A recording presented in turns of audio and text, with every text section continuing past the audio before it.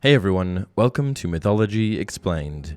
In today's video, we're going to discuss the number 666, its inclusion in the New Testament, why it's considered an evil number, and the various explanations of its meaning. This last through two of the four lenses of eschatology, the branch of theology that's focused on death, final judgment, and the afterlife, specifically at Preterism and Idealism. Let's get into it.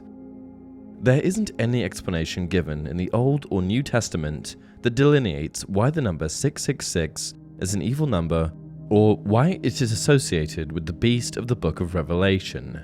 Naturally, the conspicuous absence of any canonical explanation makes for fertile ground for competing theories to emerge. The theories we'll be considering in this video are that of the Preterist, which holds the number 666 to be a numerical code that alludes to Emperor Nero, and that of the Idealist, which believes the number 6 to be an affront to the number 7, the number of completeness and perfection, as based on God creating the universe in 6 days, then taking the 7th to rest. We're going to start things off with a passage from chapter 13, the chapter in which the number 666 is written from the Book of Revelation, the last book of the New Testament. Here it is. And I beheld another beast coming up out of the earth, and he had 2 horns like a lamb, and he spake as a dragon, and he exerciseth all of the power of the first beast before him, and causeth the earth and them which dwell therein to worship the first beast, whose deadly wound was healed. And he doeth great wonders, so that he maketh fire come down from heaven on the earth in the sight of men, and deceiveth them that dwell on the earth by the means of those miracles which he had power to do in the sight of the beast. And he causeth all, both small and great, rich and poor, free and bond, to receive a mark in their right hand, or in their foreheads, and that no man might buy or sell, save he that had the mark, or the name of the beast, or the number of his name. 666. In the Misbar Gadol variation of Gematria, each of the 27 characters of the Hebrew alphabet is given a value between 1 and 900, which you can see on screen. Gematria still features prominently in contemporary Jewish culture, and systems that function similarly also exist in other languages and cultures, such as isopsephy, used by the Greeks, and abjad numerals, which is Arabic in origin. Basically, each letter in a word or phrase is assigned a numerical value. Then, an arithmetic exercise can be conducted, whereby the corresponding numerical value of each letter is tallied into a greater total number, in the aggregate becoming surreptitiously symbolic of a given word or phrase. This sort of addition was commonly espoused by Preterism, the lens of eschatology that asserts the prophecies of the Book of Revelation as having already been fulfilled in the past. Here's how this works. If you write Nero Caesar in Greek, you get, here in English and spelling phonetically, Neron Kaiser. Then, if you transliterate Neron Kaiser from Greek to Hebrew, you get, again using the Latin alphabet, Neron Kaiser. Finally, Neron Kaiser written in Hebrew is spelled Resh, Samek, Kof, Nun, Vav, Resh, Nun. If you add the corresponding numerical value of each of these characters using Gematria, the amount you get is 666, the number of the beast. Adding further credence to Nero being the figure whom the number 666 refers to are his Greek coins, which have his face and the Greek rendering of his name on them.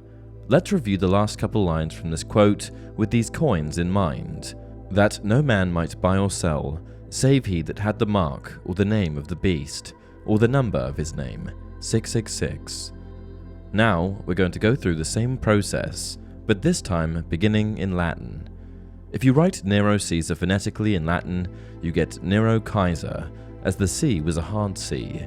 Then, if you transliterate Nero Kaiser from Latin to Hebrew, you get, using the Latin alphabet, Nero Kaiser, which, if written in Hebrew, is spelled Resh, Samek, Kof, Vav, Resh, Nun.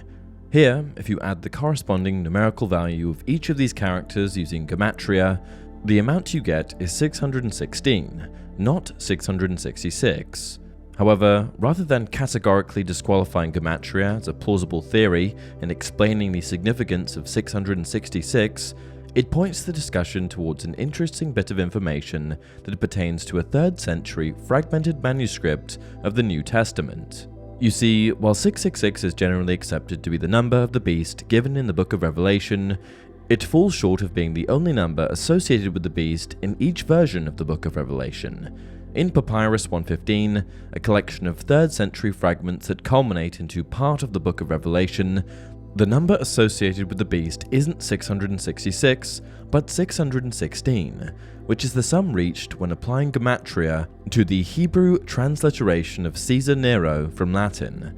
There have been a number of hypotheses postulated to explain this inconsistency, the simplest being a mere scribal error. But one of them is that, using gematria, each number is a circumspect expression of Emperor Nero's name, thus equating him with the Antichrist by embedding his name. The numerically represented Hebrew translation of both the Latin and the Greek version into Christian scripture. Now, before we move on to the second theory covered in this video, we should spend a quick moment discussing Emperor Nero, specifically why he was such a notorious and nefarious figure that the preterist perspective identifies him with the Antichrist in Christian scripture. Nero Claudius Caesar Augustus Germanicus, or as he was known at birth, Lucius Dominatus Ahenobarbus, was the 5th emperor of Rome, living from 37 to 68 AD. Although he was popular with the Imperial Roman army, particularly with the Praetorian Guard, as well as with the common class, he was despised by the aristocracy. His untimely death at the young age of 30 came about when he committed suicide. The course he chose after the Roman Senate condemned him to die a slave's death, in large part the result of the negligence, extravagance, and debaucheries for which he had become infamous. Nero's wicked reputation in the Christian community largely stems from his actions following the Great Fire of Rome, which happened in the month of July in the year 64 AD. There was much conjecture circulating that pertained to Nero's culpability of and response to this fire.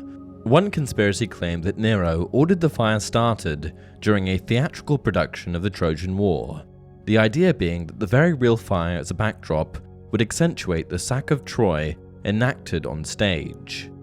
None of the more appalling theories were substantiated, and Tacitus, a Roman historian and politician who lived from 56 to 120 AD, found that Nero was actually in Antium, a coastal town south of Rome, during the fire, and that he took charge of the relief effort upon his return. However, Tacitus also wrote that, to insulate himself from blame, Nero set the Christians up as a scapegoat, blaming them for starting the fire. Following this accusation, many Christians were brutally persecuted, ripped apart by beasts, burned alive, and crucified. Here, Tacitus claims that Nero's motivations weren't rooted in the pursuit of justice, but by sadism, by a perverse penchant for cruelty. In fact, after Nero's suicide in 68 AD, there was a pervading fear, especially in the eastern provinces of the empire, that he would return to once again mercilessly persecute Christians, torturing and tormenting them. By contrast to the preterist perspective, the idealist view rejects the notion of the number 666 being a gematrian code for Emperor Nero, dismissing the idea that the number 666 is a code for any historical figure. Per the rationale of the idealist, there's a plethora of names that add up to 666, and that, moreover, the whole process of assigning numerical value to names and phrases is muddled by the necessity of translating between languages and the arbitrary adding of titles and modifiers to ensure names add up to the correct sum. Idealists believe the Book of Revelation to be a font of allegorical and symbolic information, not a series of metaphors and allusions that accounts for what happened in the past or what will happen in the future. This outlook also applies to the number 666, a number idealists believe to be evil and sacrilegious by dint of it being a mockery of the number of perfection. You see, God created everything in the universe in 6 days, subsequently taking the 7th day to rest. Because of this 7-day process, The number 7 in Judaism and Christianity is considered the number of completeness and perfection. Therefore, because the number 6 is one short of 7, it can be seen as an unholy number, representing the antithesis of God and goodness. This concept made all the more wicked and egregious by the number 666, which repeats this unholy number 3 times in a row. And that's it for this video. If you enjoy the content, please like the video and subscribe to the channel. As always, leave your video suggestions down below.